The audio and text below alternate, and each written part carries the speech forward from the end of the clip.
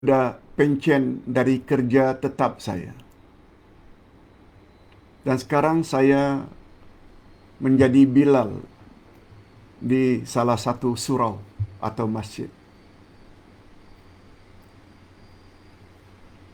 Boleh tak Ustaz tolong jelaskan fadilat atau kelebihan menjadi Bilal atau muazzin, tukang azan? InsyaAllah. Hadirin dan hadirat rahimakumullah. Sebelum Ustaz jawab, bagus juga kalau Ustaz sebut sejarah azan. Begitu Nabi Muhammad sallallahu alaihi wasallam digalakkan oleh Allah Subhanahu wa taala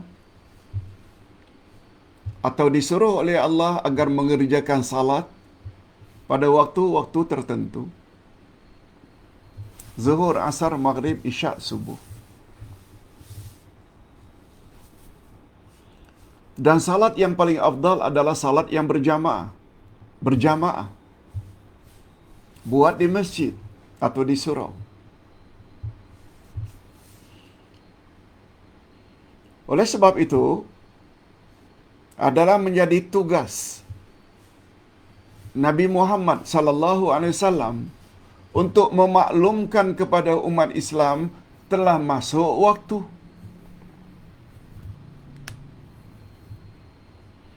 Bagaimana cara untuk memaklumkan kepada umat Islam telah masuk waktu salat berkenaan? Mula-mula sahabat mencadangkan kita unggunkan api, ya Rasulullah. Kata Nabi, jangan. Itu cara majusi, penyembah api. Ada cadangan pula daripada yang lain, bagaimana kalau kita bunyikan trompet? Sangkakala. Jangan, itu cara Yahudi. Bagaimana ya Rasulullah kalau kita bunyikan loceng atau bel? Jangan, kata Nabi. Itu cara Nasrani Kristian. Akhirnya tidak ada penyelesaian. Lalu pada malam tersebut bermimpilah Bilal bin Rabah. Dalam mimpi ada yang mengajarnya ayat atau ungkapan-ungkapan Allahu Akbar, asyhadu an la ilaha illallah, hingga akhir. Lalu diberitahu kepada Nabi. Waktu fajar, komen Nabi, nah, itu mimpi dari Allah. Laungkan olehmu, wahai Bilal. Bilal pun melaungkan azan. Kedengaran Umar bin Khattab radhiyallahu anhu. Umar juga datang pada Nabi. Aku juga dengar ungkapan yang serupa sebagaimana yang diucapkan oleh Bilal.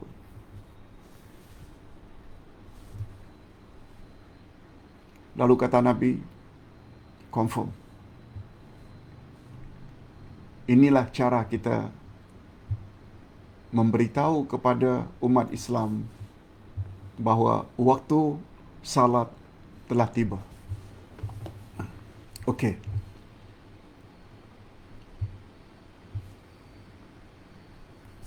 Itu sebabnya sangatlah bercanggah apabila azan itu dilarang untuk dilaungkan bila masuk waktu.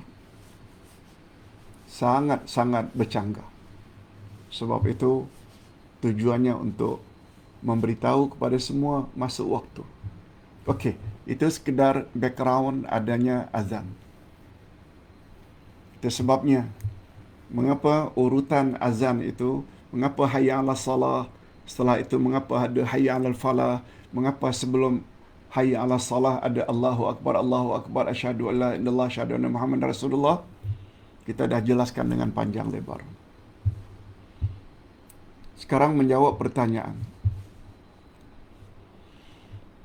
Azan hendaklah dilaungkan bukan hanya di tempat orang ramai, di taman, di karya, di kampung. Hatta kita berada di padang pasir pun, kita digalakkan supaya azan. Sebagaimana perintah Rasul kepada Bilal ketika mereka balik dari peperangan. Rasulullah suruh laungkan azan. Bilal laungkan.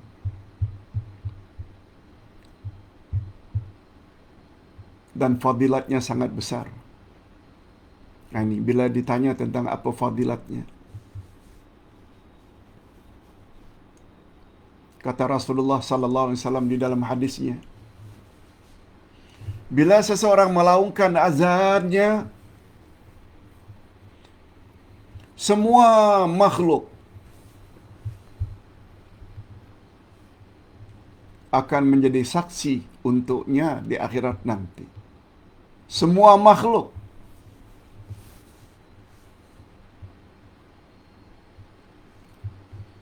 Makhluk itu daun ke, ranting ke, pasir ke, batu ke, semua makhluk akan jadi saksi. Masya Allah, hebatnya tukang azan. Dalam hadis yang lain kata Nabi, Al-mu'adzinuna yaumal qiyamah atwaluhum unuqa. Al-mu'adzinuna atwaluhum unuqan yaumal qiyamah.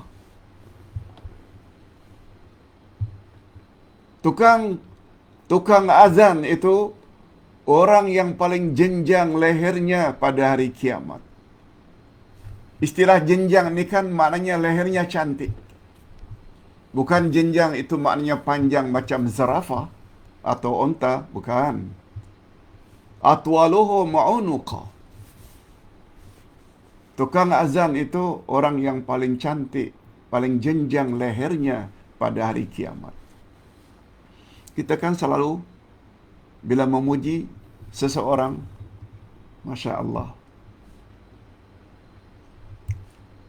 pipinya bagaikan pauh di layang,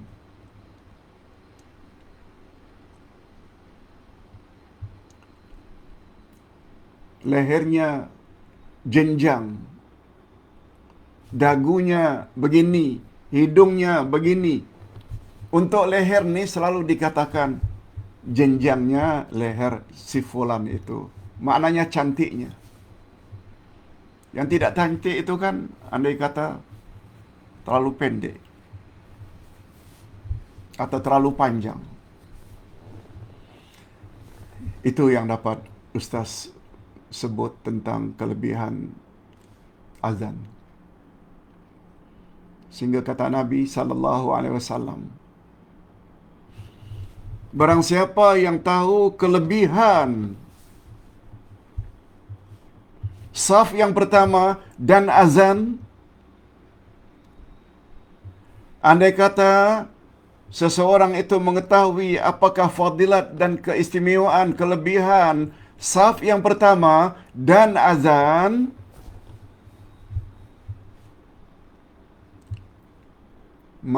maka dia akan ikut undi. Dia akan minta berundi untuk mendapatkan kedua-dua perkara tersebut. Maknanya sangat digalakkan kita saf yang pertama. Sangat digalakkan untuk kita azan. Sampai andai kata ada dua orang masing-masing ingin azan, jangan menyerah. Kita berundi dulu. Bila menang, kita yang azan. Kecualilah bila surau atau masjid itu ada muazzin atau bilal yang sudah dilantik. Itu bab lain. Okey. Hadirin dan hadirat rahimakumullah.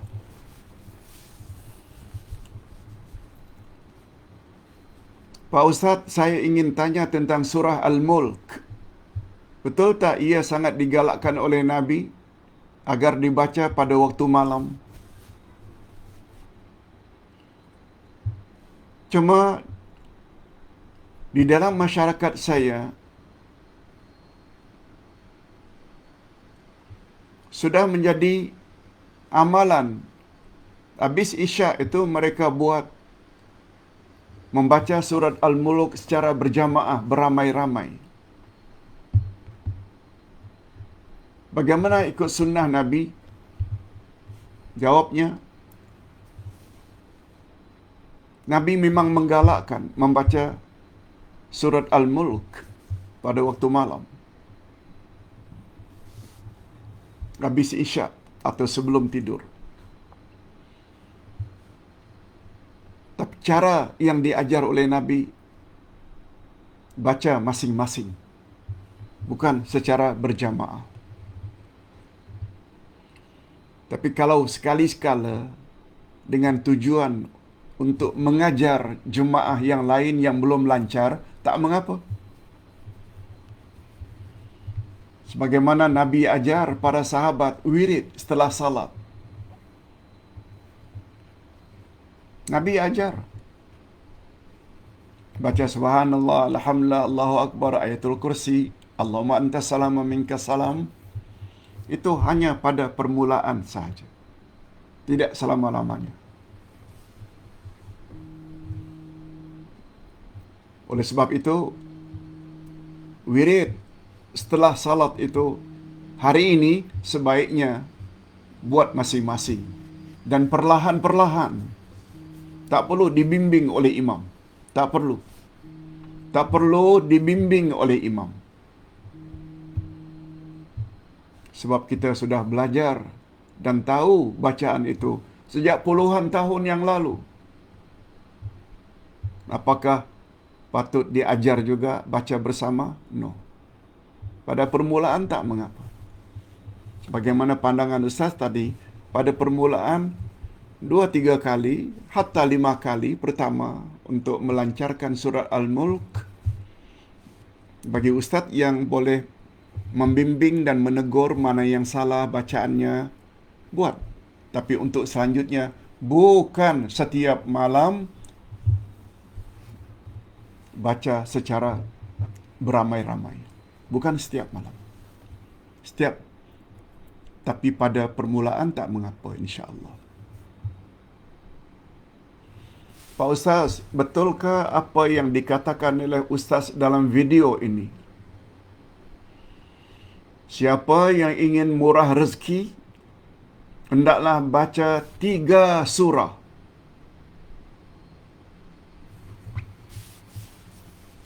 Setiap hari.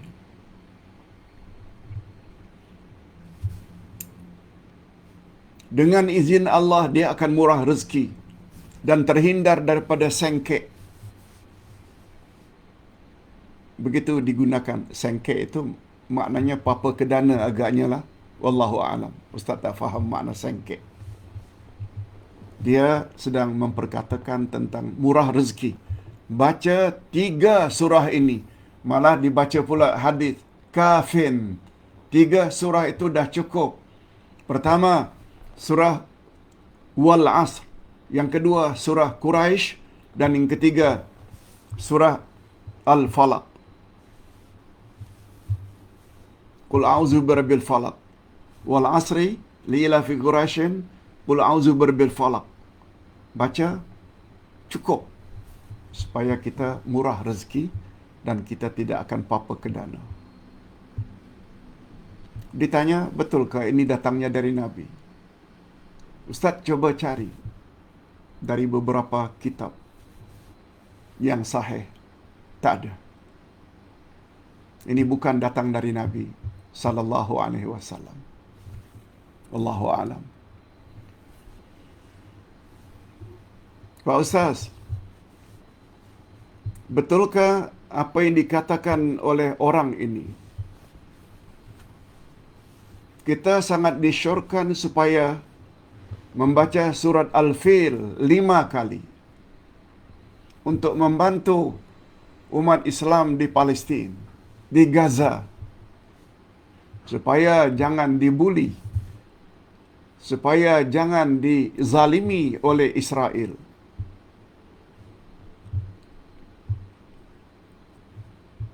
Lebanon supaya selamat daripada serangan Israel. Baca surat Al-Fil. Hadirin dan hadirat, anjuran seperti ini kita dah temui bertahun-tahun dah.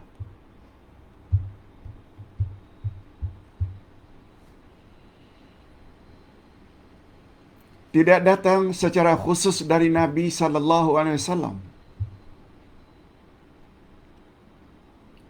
Tetapi apabila kita memohon kepada Allah supaya Zionisme dan konco-konconya jangan zalimi saudara mara kita di Palestin, dengan doa kunut nazilah atau doa di luar salat. Tapi sebelum itu kita baca Al-Quran.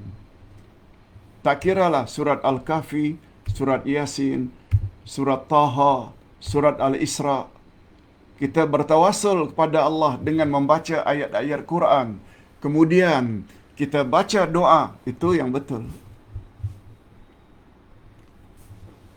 Tidak ada secara khusus mesti baca surat Al-Fil. Tapi baca surat Al-Fil atau apa-apa surat sebagai tawasul. Tawasul maknanya kita buat dulu amal-amal baik seperti bacaan Quran sebelum kita berdoa. Tujuannya supaya doa itu lekas dikabulkan oleh Allah. Itu namanya tawasul. Wallahu a'lam.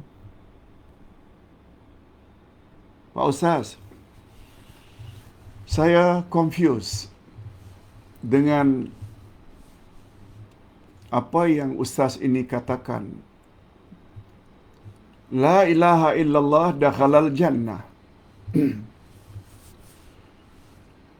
Siapa baca la ilaha illallah dia layak masuk syurga. Padahal yang diajar oleh Rasulullah kepada Ummu Hani yang ketika itu stroke. La ilaha illallahnya panjang. La ilaha illallah wahdahu la syarikalah lahul mulku wa lahul hamdu yuhyi wa yumit wa huwa ala kulli syai'in qadir. Dakhalal jannah.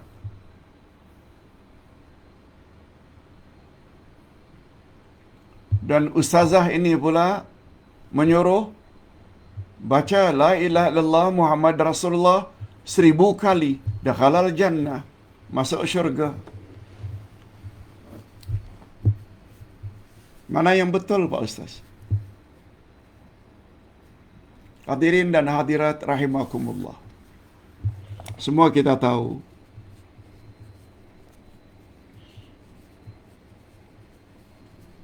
Rasulullah sallallahu alaihi wasallam bersabda, "Afdaluz zikri la ilaha illallah."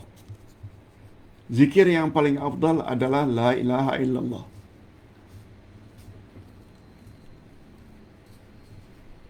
Rasulullah sallallahu alaihi wasallam juga bersabda, "Laqinu mautakum la ilaha illallah." Ajar orang yang akan mati la ilaha illallah. Rasul juga bersabda, "Man akhiru kalamihi la ilaha illallah dakhalal jannah." Siapa yang akhir sekali ucapannya sebelum dia mati la ilaha illallah, dia masuk syurga. Nabi juga sebut dalam hadis lain, la ilaha illallah miftahul jannah. La ilaha illallah itu kunci syurga. Maknanya nak masuk syurga, baca la ilaha illallah. Memang la ilaha illallah itu membuat seseorang layak masuk syurga.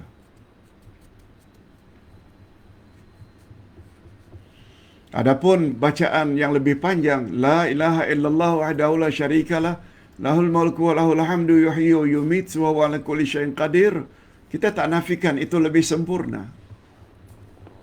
Tanpa menyalahkan la ilaha illallah juga boleh membawa ke syurga. Tentang bilangan pula, tak pernah datang dari Nabi mesti bilangan sebanyak itu. Dan kita tak nafikan makin banyak makin bagus. Ingat ya, yang dimaksudkan dengan ittiba'ur rasul, ikut rasul itu, dia ada kaitan dengan tempat, dia ada kaitan dengan bilangan, dia ada kaitan dengan cara. Ada 6. Sila baca buku Ustaz yang Ustaz namakan dengan 12 panduan ibadat.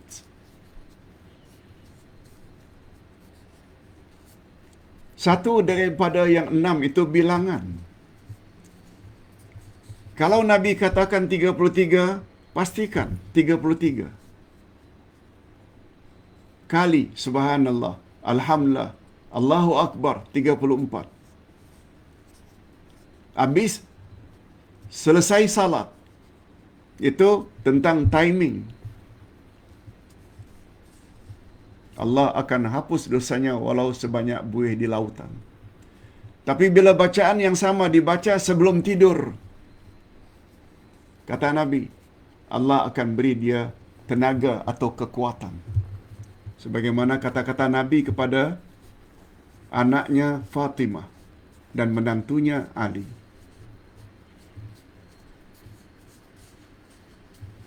Itu tentang timing lain pula fadilatnya. Tawaf 7 pusingan, sa'i, mundar-mandir 7 kali. Itu bilangan. Oleh sebab itu, kita tak boleh tetapkan 3 kali, 5 kali, 1000 kali yang kita reka-reka sendiri. No. Bilangan itu mesti terikat dengan apa yang telah ditetapkan oleh Nabi sallallahu alaihi wasallam. Kecuali Nabi menyebut secara umum.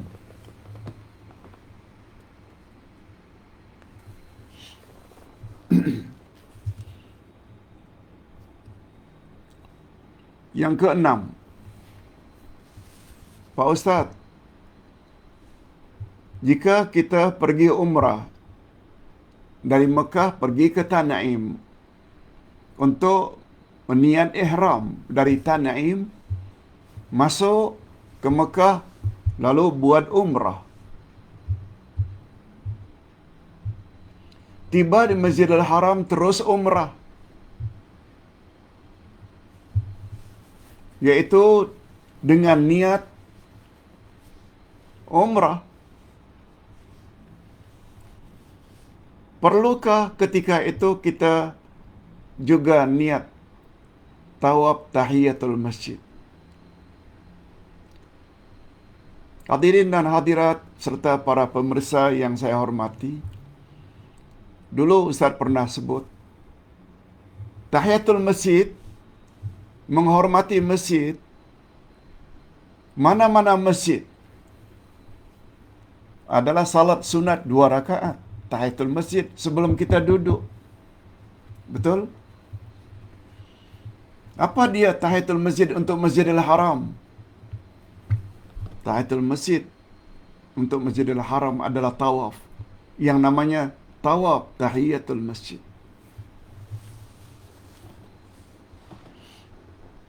Kalau kita mampu, hukumnya hanya sunat. Pertanyaannya, karena kita pergi untuk umrah, apakah ketika tawaf masuk masjid itu selain umrah, tawaf umrah, apakah juga kita perlu tawaf tahiyatul masjid? Niatnya perlu tak? Niat tawaf tahiyatul masjid. Tak perlu. Sebab tahiyatul masjid dia boleh menompang dengan mana-mana amalan lain. Ustaz buat contoh. Masuk masjid. Kita belum lagi, sudah azan, kita masuk. Lalu azan selesai, kita buat qabliyah subuh. Karena kita belum lagi duduk, buat saja qabliyah subuh. tahiyatul masjid boleh menumpang pada qabliyah subuh. Atau kita masuk, kita sudah buat salat qabliyah subuh di rumah, kerana rumah dekat. Memang sebaiknya rawatib, qabliyah atau ba'diyah buat di rumah. Kita buat di rumah macam rumah ustaz, hanya 2 minit saja sampai ke masjid. Kedengaran azan, selesai azan, ustaz buat qabliyah subuh di rumah. Kemudian ustaz menuju ke masjid. Sampai di masjid, umpamanya imam langsung atau Bilal langsung qamat. Ustaz belum duduk. Masuk saf. Imam memimpin salat subuh berjamaah. Ustaz pun ikut salat subuh.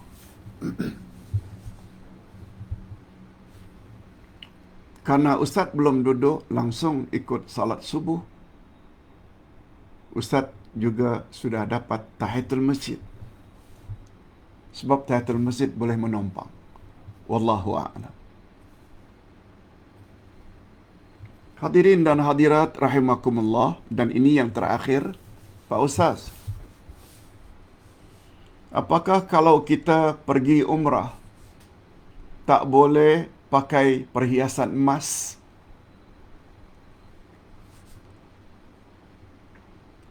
Hadirin dan hadirat, khasnya kepada yang bertanya,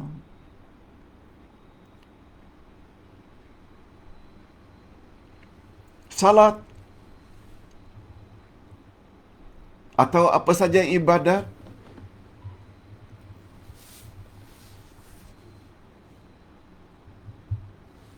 khasnya kalau kita pergi umrah, ya, bagi wanita tidak jadi masalah dan tidak merosakkan umrahnya kalau pakai emas. Sebab Nabi Muhammad sallallahu alaihi wasallam memegang dua benda. Memegang dua benda. Apa kata Nabi? Hazani, dua benda ini. Apa dua benda itu? Pertama emas, yang kedua harir, sutra, silk. Hazani, dua benda ini, yakni emas dan sutra, halalun linisa'i ummati, halal bagi wanita-wanita dari kalangan umatku. Wahazani, dua benda ini, emas dan sutra, haramun lirijali ummati, haram ke atas kaum laki-laki dari kalangan umatku. Oleh sebab itu, bila wanita ketika umrah, tak kiralah ketika tawaf ke sa'i ke salat ke, boleh.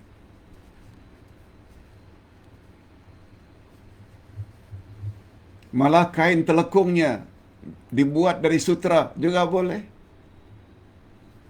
Tapi akan merosak umrahnya kalau laki-laki memakai emas, cincin emas, rantai jam emas. Sebab itu haram untuk laki-laki. Begitu juga pure silk, sutra asli yang pure, haram bagi laki-laki, kecuali jika campur dengan benang. Ada ulama yang juga membolehkan apabila emas itu dicampur dengan besi yang namanya tembaga, itu boleh. Itu campuran. Yang emas pure yang tak boleh. Wallahu a'lam.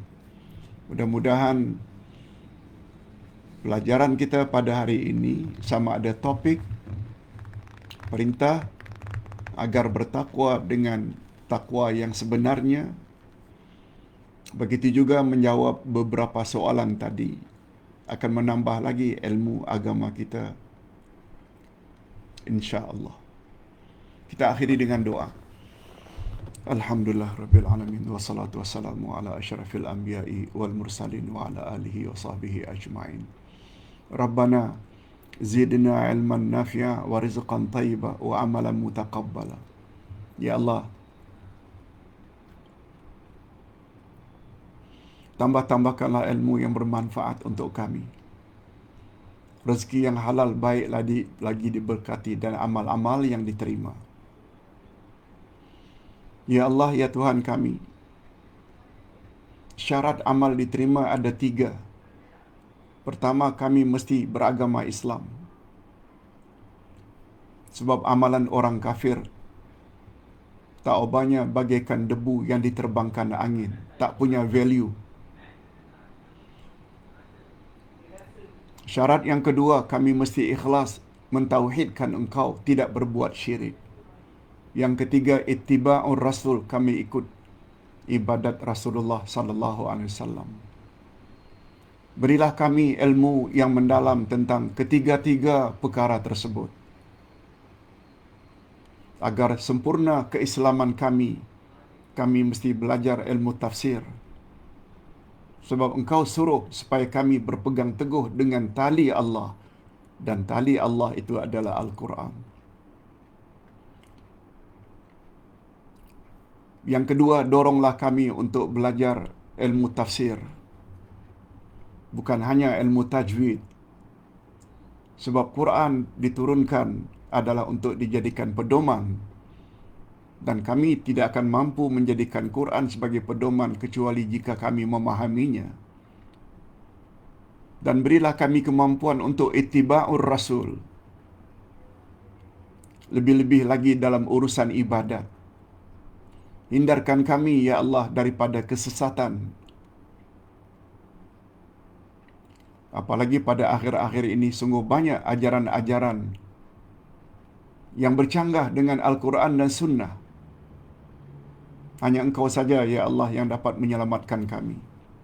Allahumma inna na'udzubika min syarri sam'ina wa min syarri basarina wa min syarri lisanina wa min syarri qalbina au qulubina wa min syarri manina birahmatika ya arhamar rahimin. Ya Allah, kami mohon dilindungi daripada kejahatan-kejahatan telinga kami. Kami juga mohon dilindungi, ya Allah, daripada kejahatan-kejahatan mata atau pandangan kami.